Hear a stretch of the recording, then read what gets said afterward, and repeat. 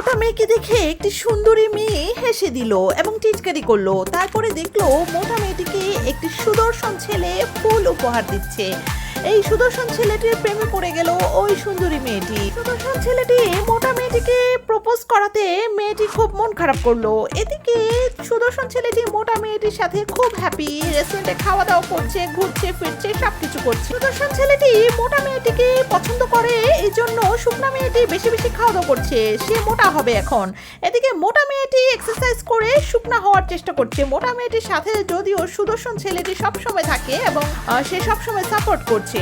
এদিকে শুকনা মেয়েটি বেশি বেশি চিকেন ফ্রাই, বার্গার এগুলো খেয়ে খেয়ে মোটা হয়ে যাচ্ছে, আর ওদিকে মোটা মেয়েটি আস্তে আস্তে সুন্দরী হয়ে উঠছে। মেয়েটি মোটা হয়ে এখন সুদর্শন ছেলেটিকে প্রপোজ করলো, কিন্তু ছেলেটি ইগনোর করে দিল, রিফিউজ করে দিল, আর চলে গেল সেই ভালোবাসার মানুষের কাছে যেই ভালোবাসার মানুষকে সে গড়ে তুলেছে। ভালোবাসার মানুষ মোটা, চিকন, কালো, ফর্সা, যাই হোক, সে ভালোবাসার মানুষ।